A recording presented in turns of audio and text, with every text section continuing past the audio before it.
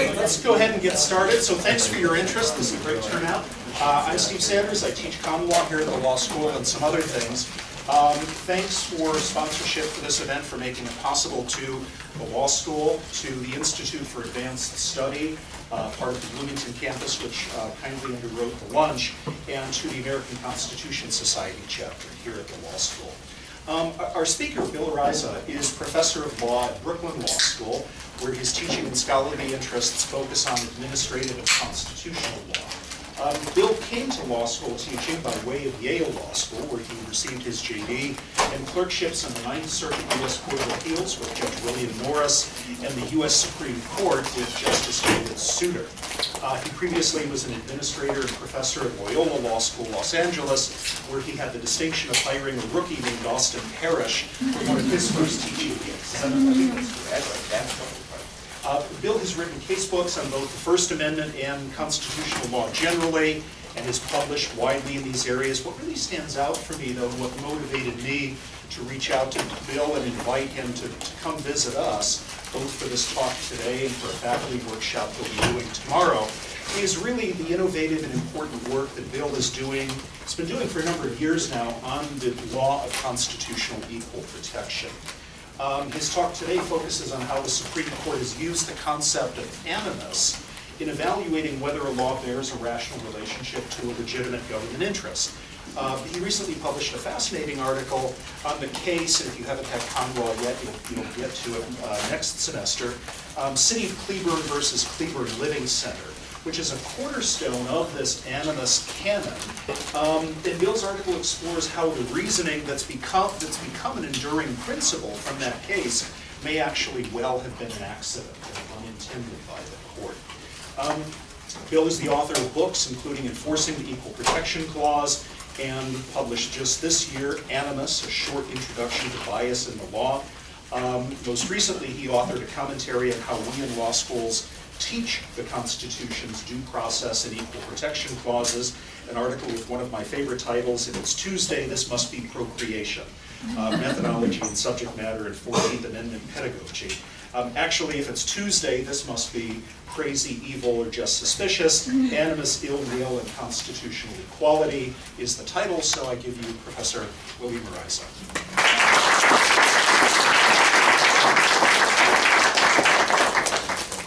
Thank you, Steve. And I have to say, I'm so delighted that this talk is being recorded, because whenever I feel depressed, I can just play that introduction, and I'll feel much better. We'll get a hand shot at the crowd.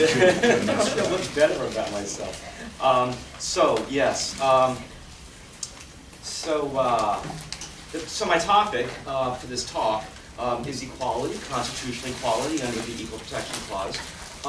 Equality obviously is a basic right, and indeed, if you were asked by a parent or a significant other or a friend, as a law student, can you shorthand for me the rights that we have under the Constitution? You could do a lot worse than saying liberty and equality. So really easy to state these rights, but really exceptionally difficult to apply, which of course, if you've already had con law, you know, and if you haven't, I'll give you an introduction now to the real intricacies and difficulties in figuring out, in this case, what equality is. The difficulty with regard to equality flows from a very simple precept or a very simple observation. Every law discriminates in one way or another. So the tax bill, of course, is now the topic of discussion in Washington. If you earn your income through capital gains, then you are taxed at a different rate than if you earn your income through employment. That's a discrimination. That's not equality, yet that may well be perfectly appropriate discrimination because there may be good public regarding reasons for why we choose to tax one type of income at one level and why we choose to tax another type at another. Indeed, the very notion of tax brackets, right? Higher tax brackets for higher income is also discrimination that, at least as a theoretical matter, has to be justified by some public regarding purpose. And that term, public regarding purpose, is really critical to understanding what equality requires and, on the other hand, what it tolerates. So there's always discrimination. that means that we need to tell the difference between, or literally discriminate between, benign discrimination on the one hand, or at least acceptable discrimination on the other, and invidious or bad discrimination on the other hand. And really, the Supreme Court's equal protection jurisprudence has been one long search for a way of telling the two apart. And indeed, this insight explains the three adjectives I used in the title of this talk: crazy, evil, or suspicious. Thank you. That's the term I was looking for. Because as we'll see over the course of history, the court has thought about each of those adjectives as a way of shorthanding what its task is under the Equal Protection Clause. So what I'm going to do is, at least for now, I will skip over the early history and indeed the prehistory of the Equal Protection Clause. I'll come back to that at the very end when I try to wrap things up. Instead, what I'll do to start is to note that by the turn of the 20th century, the court was very often asked to strike down laws as violating equal protection. In other words, equal protection had sort of come into its own as a viable claim that plaintiffs could make. If you've had constitutional law, of course, the turn of the 20th century is often known as the Lochner era, the era in which the court was, at least on one time, very interested and committed to protecting rights like liberty of contract. At the same time, they were also interested in protecting equality rights, at least equality rights that they understood as implicating the core purpose of the Equal Protection Clause. Now, despite having said that equal protection can come into its own by the turn of the 20th century, a lot of these claims were in fact still rejected. Justice Holmes famously remarked in the 1920s, I think, that equal protection was the usual last resort of constitutional lawyers. That is to say, lawyers often made equal protection clause claims, but he said, or he implied, they were usually quite without merit and properly rejected. And indeed, the court was largely deferential to government regulation, sort of in distinction to the story that's often told about the Lochner court. You know, the story that is sometimes told is that the court absolutely run amok, striking down progressive regulatory legislation at every turn, sort of foisting up this spurious liberty to contract. That story has its elements of truth, but it's not the full story by a long shot. Indeed, the court did allow a lot, the court upheld a lot of regulatory legislation, including legislation that was attacked as violating equal protection.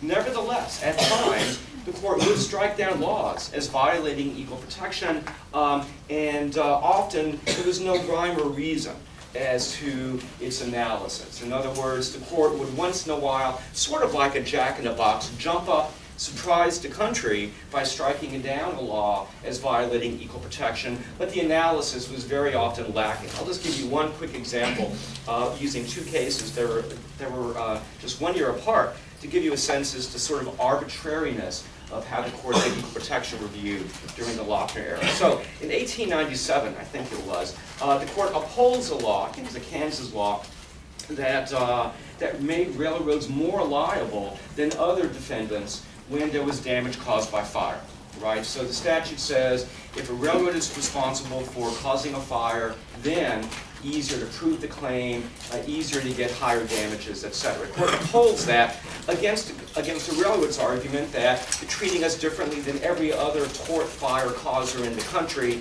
and that violates equal protection. The court rejects that argument, upholds the law. Just a year later, though, the court strikes down a Texas law that makes railroads more liable for attorney's fees in certain types of cases. So there again, the railroad says you're treating railroads differently than every other defendant in the country, every other corporation or type of corporation in the country. And in that case, the court agrees with the railroad's argument and strikes down that law.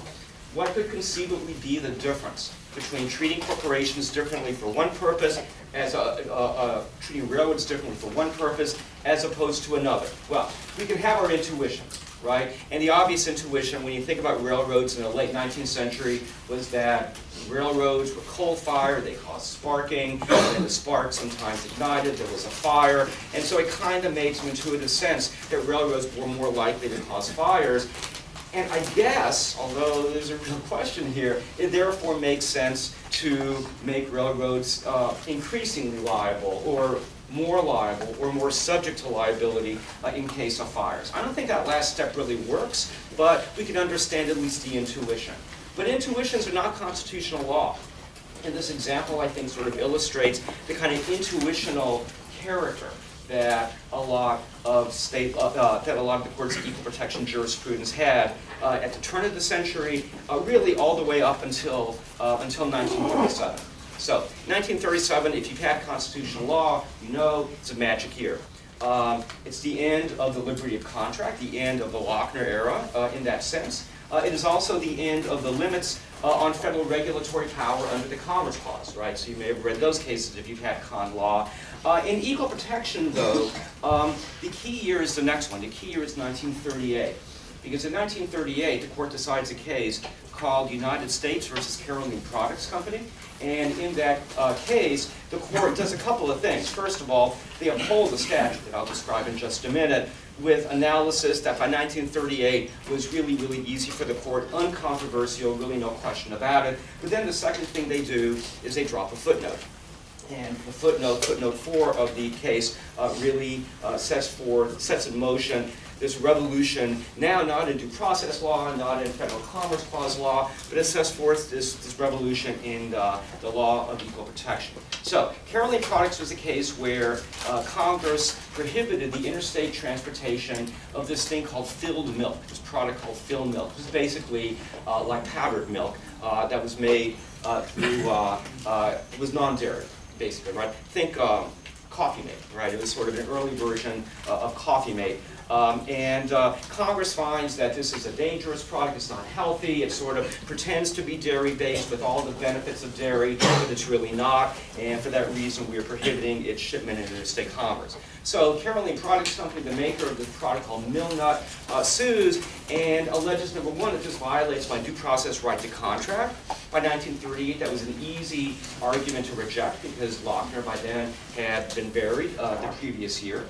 They also argued that Congress does not have the power under the Commerce Clause to prohibit the shipment of this good.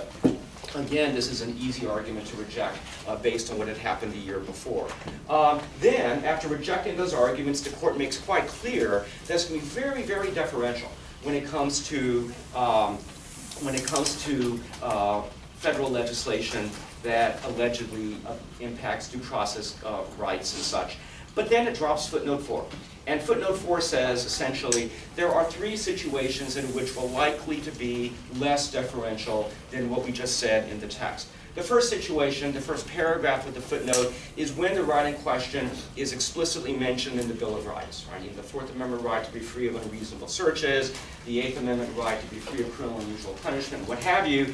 When the right is textually grounded like that, as opposed to non-textual, like the right to contract, then we will be a little bit more skeptical. We'll do more judicial review, more scrutiny. Paragraph number 2, we'll also be more careful, more skeptical, we'll be less deferential when a law impacts the political process, when it makes the political process harder for people to access. So things like infringements on the right to vote, things like infringements on the right to speak, those kinds of laws will still get skeptical scrutiny. Finally, in paragraph 3 of the footnote, the court says, quote, prejudice against discrete and insular minorities that tends to curtail the operation of those political processes that are ordinarily to be relied upon to protect minorities. Prejudice against discrete and insular minorities will sometimes generate laws that in turn will be subject to higher scrutiny, right? And this third paragraph really marks the first adjective in my talk, suspicious. Because this paragraph, this statement about prejudice against discrete and insular minorities, really is the germinal seed for suspect class analysis, right? Now that analysis, didn't take really full flower for another several decades after 1938, but nevertheless is grounded in footnote 4. So what is suspect class analysis in a nutshell? Again, if you've had con law, this will be just reviewed. Essentially, what the court does when it thinks about an equal protection claim via suspect class or political process analysis is to ask whether this is the kind of group in question, the group being burdened by the law, whether this is the kind of group that for some reason is the victim of prejudice, that is a discrete and insular minority that cannot fully access the political process to defend its interests. In cases like that, the court says, we will do more heightened review. In cases like that, we'll call the group a suspect class, or, as it kind of evolved eventually, a suspect classification. Now, this seems like a great idea. After all, if the problem with the pre-37 jurisprudence was that this was, was very sort of intuitional without a whole lot of principle underlying these decisions, now we have a principle. We let the political process work its magic. As long as you can defend your interests there, we're not going to look carefully at, when you are discriminated against or you're burdened by a law that treats you differently from other groups. But if you cannot access that process, then the courts will step into the breach and they will apply that more careful scrutiny to make sure that you're not the victim of unconstitutional discrimination. So, again, the funny thing about footnote 4 is that it was really intended by Justice Stone, Harlan Stone, who wrote the footnote. It was really intended to be all about race. The funny thing, though, is that the court never really applies footnote 4 to racial classifications, and that's something that is kind of tangential to my talk, but we can certainly talk about that in the Q&A if you'd like. But starting several decades later, starting basically after the court has already sort of made a lot of progress on the racial equality front, starting in the early 1970s, the court starts thinking about suspect class analysis at the behest of other groups.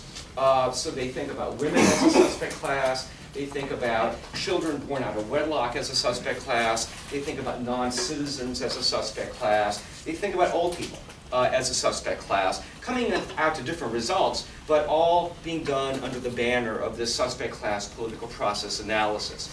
After this very promising start in the 1970s, though, equal protection suspect class analysis flames out. And it flames out for complex reasons we can talk about. I would just suggest that this first adjective, suspicious classifications, ends up after a dozen years or so at the court being not explicitly rejected, but de facto being rejected as simply not a type of analysis that's workable, not the kind of analysis that courts are easily capable of conducting. So this leads, this flame out of suspectness, this flame out of suspect class analysis leads the court, and in fact scholars as well, who are always thinking about these issues, to two other possibilities, or two other adjectives in the talk. Crazy, or I guess irrational is maybe a better word if you want to use that instead. So they think about irrational discrimination and evil, right? Discrimination that's grounded in animus. So both of these concepts arise in really the critical case that really marks the turning point for the court's equal protection jurisprudence, this case called Cleburne, that Professor Sanders was talking about during my introduction. So Cleburne, to make a very long story short, deals with a city that decides to deny a permit to a group of people who want to establish a home, a group home for intellectually challenged persons, right? So you have an intellectual disability, they want to live together in a group home under supervision, and the town says, no, you're not going to get that permit. And the court strikes down the town's actions, and what's really interesting is the very last phrase or sentence that the court uses in its analysis. Essentially, the court says as follows, quote, "The short of it," Justice White says, "is that the town's decision here appears to us to rest on irrational prejudice." So we have the irrationality, the craziness, if you will, and we have prejudice, the evil, and Justice White sort of combines these two ideas in Cleburne. So now, with suspect class analysis sort of de-emphasized, and it really has been de-emphasized at the court has not done a serious suspect class analysis since 1985, since Cleburne, and now we're going on, 30 some odd years since then. And they have not created a new suspect class since even earlier than that, since since the 1970s. So with the end of suspect class analysis at the court, two other competing ideas of equal protection have kind of risen to the surface. One, a renewed concern on the rationality of government regulation. That's the quote-unquote crazy idea. Or a concern with animus, which is the evil, the quote-unquote evil idea. And what I want to do in the remainder of my time is talk a little bit about irrationality and then spend a little more time talking about animus. Okay, some scholars praise the idea of the court doing more careful analysis under the so-called rational basis standard of equal protection review. If you've had con law, you know that if you don't win suspect class status, if you haven't already obtained suspect class status in an equal protection claim, then what you're relegated to is review under the rational basis standard. Normally understood, a rational basis standard is really, really deferential. And we can give examples, and I can give them to you in the Q&A if you'd like, of really ridiculous sounding statutes that are nevertheless upheld because rational basis review is in fact so deferential. But some scholars have in fact argued for more meaningful rational basis review. They argue that in fact courts should in fact police the mind run of government regulation, the kind of regulation that government does every day in order to make sure that government is at least within the ballpark of rationality, as opposed to so completely deferring, which is what the standard understanding is of how the rational basis test actually really is applied on a day-to-day basis. The concern that I would have, and that certainly we can talk about during the Q&A, is whether that sort of meaningful rational basis review takes us back to intuitional understandings of equal protection. Whether now judges, just like those judges in the railroad cases, basically end up, giving the facts of the opinion, in the next part of the opinion stating the rational basis standard, and then in the final part of the opinion basically taking a finger to the wind and saying, sounds irrational to me, and therefore under this standard I have to strike it down.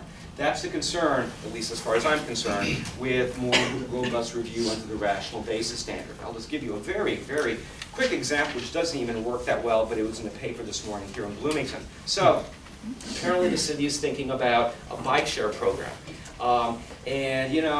Those kinds of decisions, where to have the program, where to put the bikes, how much to charge for the bikes, those kinds of decisions are really the kind of nitty-gritty of what government does. And to have an unelected federal judge saying, well, you may have thought this, but I happen to think that. And in fact, I happen to think that with such force that I think when you thought this instead, that was just irrational. That's the kind of review that really makes me nervous, because it seems to me that courts have no business inserting themselves into those kinds of decisions. And we can certainly talk about whether the sort of meaningful rational basis review that some people are calling for is a good idea or not. I want to focus the rest of my time, though, on the evil part. I want to focus my time on the idea of animus. So, this idea of animus traces back in the modern era to this 1973 case called Moreno versus Department of Agriculture. This was a case where the USDA had Congress had written a statute that made it harder for unrelated people living under the same roof to get food stamps.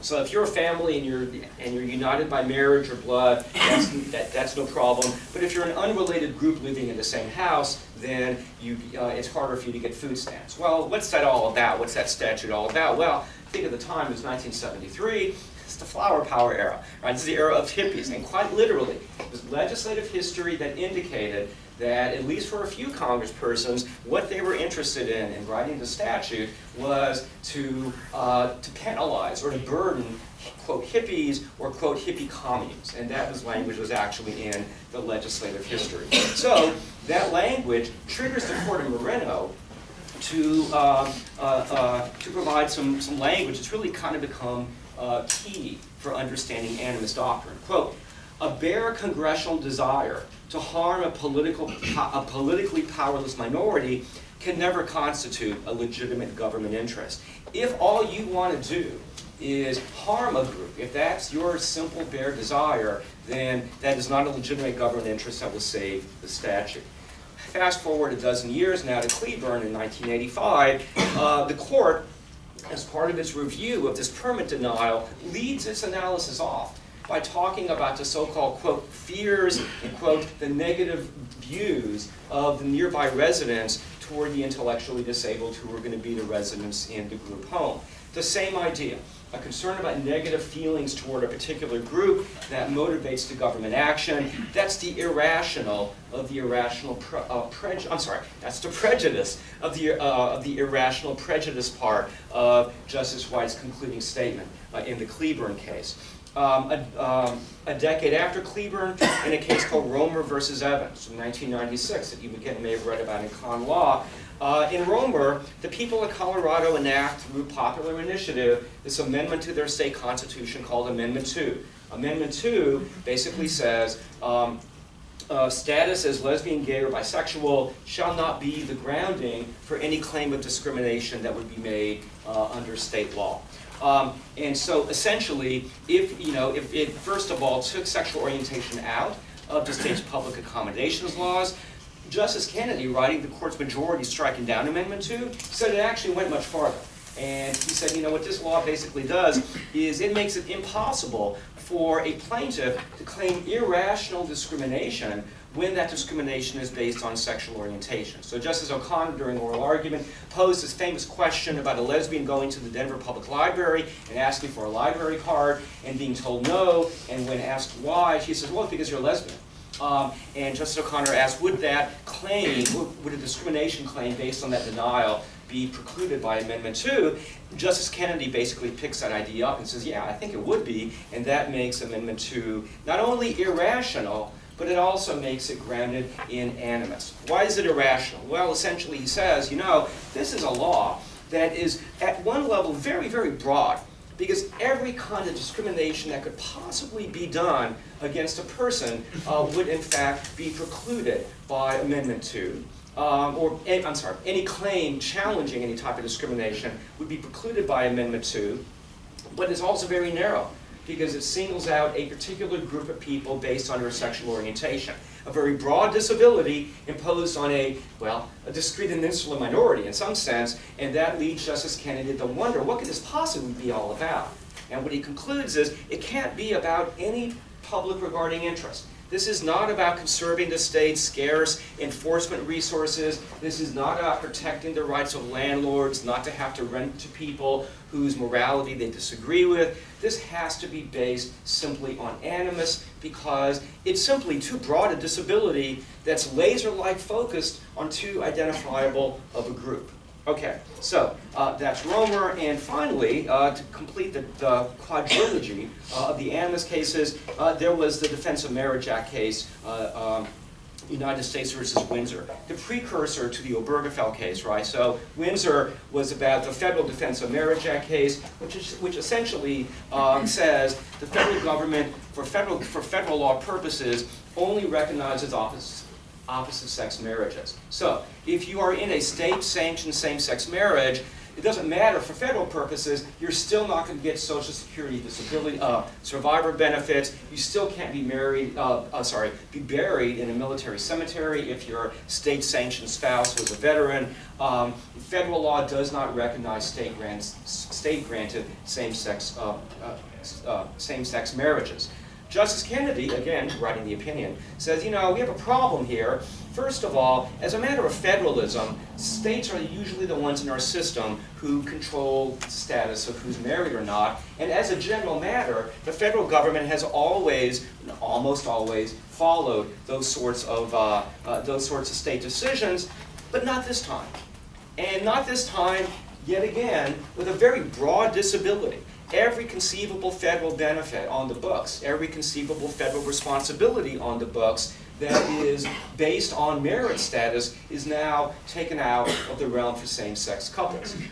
It's also, again, very laser-like targeted, just like Romer was on gays and lesbians. And so Justice Kennedy sort of goes through this analysis, just like in Cleburne, and even more directly, just like in Moreno, he also looks at the legislative history, which to his view suggests that there's simple disapproval of same-sex unions going on. For all those reasons, he says that DOMA was grounded in animus. Again, evil, the third of these three adjectives that are in my talk. So these cases suggest that where it can be shown that government has acted intentionally in order to harm a group, then that ought to be unconstitutional, and it ought to be unconstitutional based on animus concerns. Okay, now, there are some objections to animus doctrine, and in the time remaining, I'll talk just a quick second about it, and then maybe sort of circle all the way back to my promise to talk a little bit about the prehistory of equal protection. So really, I think probably the most prominent objective, and a real one, and there's no question about it, is the objection that animus doctrine animus, the term, the accusation, is really a very tough thing to tell someone, right? It really, in some scholars' views, it absolutely poisons political discourse, makes compromise impossible. It really is a sort of take no prisoners approach to equal protection law, because basically what you're doing is the winners are telling the losers, you weren't just on the wrong side of the vote. You weren't just on the wrong side of the V, right? The case, Smith v. Jones. But in fact, you're evil.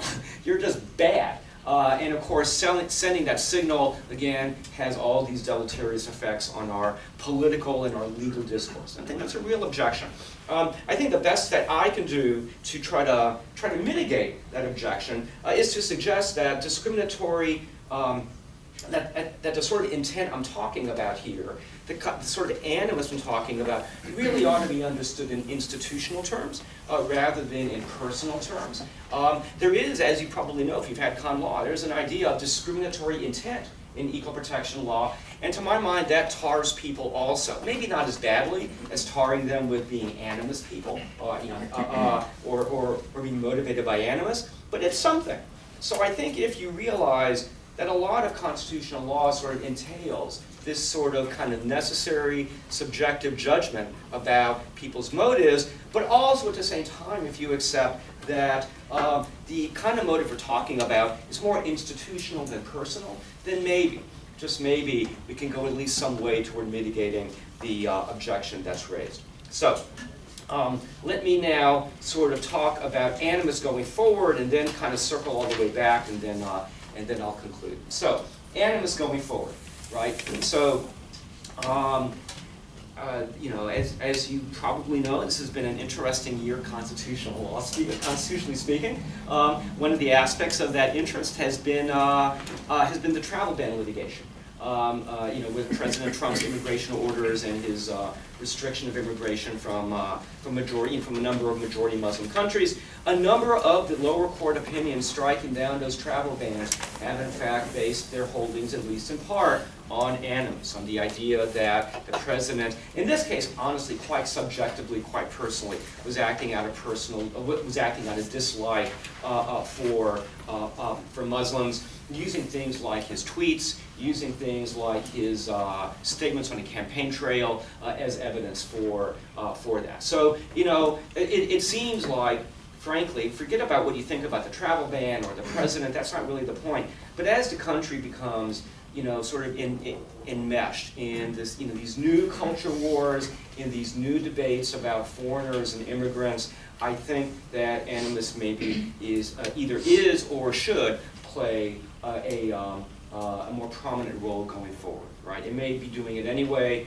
I would argue that that is a good thing, but we can talk about that. So just to finish up, let me take you back in just a couple of minutes. Let me take you back to the early days of equal protection, and let me suggest to you that the core idea of equal protection was a pre-Civil War idea was opposition to a pre-Civil War concept called class legislation. Class legislation basically being legislation that intentionally sought to gain benefits for one group to the detriment of another group, right? Or taking from A in order to give to B, or a faction simply hijacking governmental power for its own private ends. All the same idea. Government acting not in pursuit of a public regarding interest, instead government action in pursuit of the interests of a faction. And what I would sum up I would sum up by suggesting that if a law is held to be grounded in animus, then we can understand that grounding as a subset of the antebellum and founding generations' concern with class legislation. Because at the end of the day, A law that is motivated by a simple desire to harm a group. A law that is motivated intentionally by a sense that this group is simply not equally worthy is really a law that instantiates caste. And caste, I would submit, is a subset of legislation that seeks to promote a non-public regarding interest. There are other types of class legislation that are not as subjectively bad as caste legislation, but caste, I think, is an important subset of class legislation. Caste, I think, is what Animus doctrine at the end of the day is really all about. So thinking about Animus today, I think, allows us to kind of reconnect to those roots of equal protection that have really kind of been lost over the last 120 or so years. Thanks. I'd love to hear what you have to say.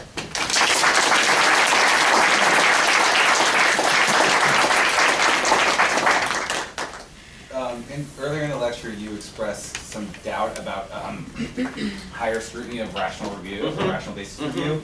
But if we're going to prove animus, how do we prove it if we don't actually scrutinize the data? Otherwise, you can just basically say whatever you want. Yeah, no, that's an awesome question. So how do, if I'm so opposed to, amping up a rational basis review, how do we even get to a suspicion of animus, right? That then will lead to the more skeptical review that I call for, right? I have two answers. The short answer is flip, and I don't really mean it. But the short answer is buy the book, or get it out of the library here. The real answer, the meaningful answer, is if you. So my argument is that a plaintiff, in a way very akin to a standard equal protection plaintiff making a discriminatory intent argument, has the burden of proving that there's some reason to be suspicious of what the government is doing, right? The plaintiff has to get over that hurdle, right? But once that hurdle is surmounted, then the burden shifts to the government to prove that its action is in fact not grounded in animus, and that's when the skeptical review kicks in. But you're absolutely right. At the end of the day, a court has got to be open to the argument that there may be something animus related going on here. And yeah, I think at the end of the day that probably does imply that there will be, the judge's antenna will be pricked a little bit. And I think it's the plaintiff's job to prick the judge's antenna. Yeah, I had a question. Is animus sufficient alone, or does it have to be animus towards a clear suspect class or a discrete and insular minority? Yeah, no, another great question. I think animus doctrine can play a part in a coherent equal protection jurisprudence, but only a part. Yeah. So I think in a lot of ways, animus is really sort of a substitute for a court's willingness to find a group to be a suspect class. There may be a lot of good reasons not to find a group suspect. Think about disability, for example. There may be a lot of good reasons to discriminate against someone who's disabled. If you're blind, you probably really shouldn't get a driver's license, for example. But there still may be more granular instances of discrimination against the disabled that really are not grounded in anything public regarding, and that I think is where animus doctrine comes in. So it doesn't have to be a suspect class that is the beneficiary of animus jurisprudence. In fact, it probably wouldn't be, under my view. Really, animus steps in to play the role that, for whatever reason, suspect class jurisprudence cannot. Did I hear you correctly in saying that race has never been a suspect class? No, not at all. No, I'm sorry. What I did intend to say, if I didn't say that, I apologize, is that the court has never explicitly has never really carefully used footnote 4 political process type analysis to analyze the suspectness of race, right? You would have thought that the court would have done it. Justice Stone was absolutely, he wrote letters about this. He was thinking about the positions of African Americans in our society when he wrote footnote 4, but they don't. Ironically, the only time the court gets close to thinking about race as a political process matter is in the affirmative action cases. So in the Baki case from 1978, the court actually starts thinking about whether we ought to use political process reasoning to give more deferential scrutiny toward affirmative action, and the court says no. And then 11 years later, in the case called Croson, another affirmative action case, Justice O'Connor says, you know, the thing about using political process analysis to figure out whether affirmative action really ought to be, you know, reviewed skeptically or not, the thing about that is, in this case, even if we were to do it, we would find that whites are a discrete and insular minority. Why? Well, because under Richmond City Council in the 1980s, there were 5 whites, and I'm sorry, there were 4 whites and there were 5 blacks. And so, you know, whites have now been transmuted into a discrete and insular minority under Justice O'Connor's reasoning. But that's what I intended to say. Okay. And I associate myself with none of that analysis on the merits. Right. Thanks. Sure. To what extent can or does animus doctrine fit into the discussion around voting rights and some of the gerrymandering cases? Because it's obviously using partisan is not any kind of suspect class. Yeah. But Yeah. there's overlap with Yeah. other. No, that's a great question. So Republicans in Wisconsin say, you know what? Yeah, we did it because we hate Democrats, right? You know, that's what politics is all about. And so, yeah, I think so the question is, can I say, or would I say, well, that's animus, and for that reason, it's, you know, it's not legitimate. I think what I would say is that animus maybe ought to be cabined in terms of who its beneficiaries are, not just people who are not suspect classes but maybe ought to be, but also to characteristics that are sort of core to identity rather than more descriptive characteristics like your political views. I think it's really okay to say, you know, people who assault other people, we don't like them, or Democrats, we don't like them, because that really doesn't cut to one's identity in the same way. Right? There may be other reasons to really care and be concerned about gerrymandering, right, in terms of how it really sort of destroys the sort of possibility for political evolution. But I'm not sure animus is really going to, or should play the role, should play that role in the Gill case, gerrymandering. So I want to ask about two, I guess, proof problems in establishing when animus is present. One of them is when you're talking about a legislature's animus, it's a multi-member body, and yet there are cases where, you know, 1 or 2 state senators said something on the floor, and that becomes the court's understanding of what the law was intended to do. That may or may not, just as a descriptive matter, just capture what everybody was. So how do you know animus when you're talking about an intent? It's analogous to the problem of discerning legislative intent at all. Absolutely. No, of course that's right. And, you know, I would just piggyback on your last comment to say that the proof process for animus is, I think, in my view, or should be in my view, very analogous to the proof process for discriminatory intent in a sort of standard issue 14th Amendment equal protection case, right? So you think about the factors that the court identifies, in this case called Village of Arlington Heights, from 1977, a year after they announced the intent requirement. And those are factors that really don't focus primarily at all on subjective intent, but they focus on the objective indicators, things like the historical background of the decision, things like the extent of the law's disparate impact. And out of that, you can cook up is really too flippant, too pejorative, but you can construct an intent that I think really, and I think that process for constructing the intent in that context, discriminatory intent, ought to be the same that one does in the animus context. Okay, the second, then related to the solution is to draw an inference from those sort of objective factors about the context of the law. I was intrigued by your comment earlier that you're worried about bolstering rational basis review because judges will end up saying, I think this is irrational just because I disagree with it. And I disagree with it so much that I think it must be irrational. Yeah. And boy, it's hard to engage in political discourse these days without seeing that same thing when it comes to animus, right?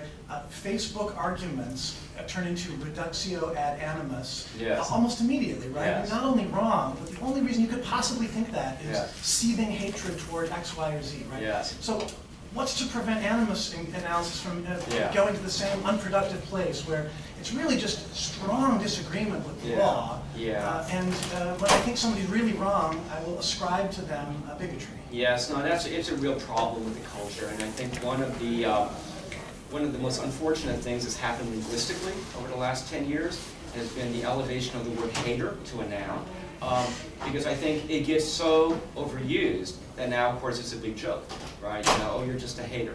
But if you take that word seriously, then that you're right. It means you're infused with animus, and therefore that's a really serious accusation. So look, I think all we can do to have an animus doctrine so it doesn't become the sort of, you know, what do I think, right, kind of analysis, is to use those factors and to use them as disciplining tools to, you know, guide and channel and limit a court's otherwise freedom to sort of roam wide and just sort of do what her intuition suggests ought to be done. Not perfect by any means, but that's, you know, I think the best we can do. So the court has decided 4 major gay rights cases and all striking down anti-gay laws. Romer, which you mentioned, referred to animus, gave us, you know, used the word animus. So did Windsor, striking down the Defense of Marriage Act. Yet between those 2 cases came Lawrence, striking down sodomy laws, which actually had a pretty invidious history when they were rejiggered just to single out gay couples. Yet Justice Kennedy's opinion in that really isn't in an animus register, doesn't describe animus to the legislatures of Texas or other states. And then Obergefell, the crown jewel of the same-sex marriage case, once again seems to eschew accusations of animus. You know, all of these laws, in some sense, involved a combination of good faith moral disapproval, maybe anti-gay animus, misunderstanding, ignorance, and so forth. Can you parse how the court chose to sort of finger animus in 2 of those cases and take a much more sort of benign view, nonetheless striking the laws down, but doing so without finding animus in 2 others? Yeah, well, so I guess, you know, I mean, one way to do that, one way to do this kind of case parsing is to note that Lawrence and, I was going to say Lawrence and Obergefell were cases about conduct rather than status. That's actually incorrect, because Obergefell was a case about marital status, not conduct. But let's start with Lawrence, right? So Lawrence was a case about conduct, and I think that allows opposition to conduct to be sort of understood more charitably as simply, you know, a moral view that certain conduct is simply wrong, right? Now, Obergefell is in fact about status. It's about the accessibility of the marital status for, you know, for same-sex couples. But it does share with Lawrence the idea that there is something moral going on here with opposition. And you know, of course, if you haven't read the opinion, it is, you know, not full of, but has a lot of, not apologizing, but recognizing of the good faith nature of a lot of opposition to same-sex marriage. And I think that recognition of good faith that Justice Kennedy was so careful to note in Obergefell really doesn't exist, or really can't exist, with DOMA and with Amendment 2. Amendment 2 is really just too broad. Amendment 2 can only be understood as trying to single out gays, literally to make them outcast to the law, right? Making the protection of the laws unavailable to them. And it, you know, a much narrower law could in fact have generated, you know, well, this is really all about good faith moral views. A law, for example, that might have said, you know, if you're a landlord that rents out your own house, then, you know, you're free to discriminate on the basis of the sexual orientation of the would-be tenant. That would not be groundable in animus, at least in my view. Amendment 2 was simply too broad. And Windsor, I think, was similarly simply too broad. And by violating the etiquette of federalism, you know, by stamping a federal definition of marriage where none had ever existed before, I think it was easy for the court to say, this really isn't about good faith disapproval of same-sex marriages. This is really all about a simple desire not to sully the federal government's hands with marriages that states, who after all are the ones in our system responsible for creating marriages, that states have in their own good judgment decided to provide access to for gay and lesbian couples. His answer is perfect. And I keep thinking that as I finish. It's like, well, that's not perfect either. But that's because this is a messy topic. Well, this is a continuing conversation Absolutely. in a law school, Yeah. so please join me in thanking.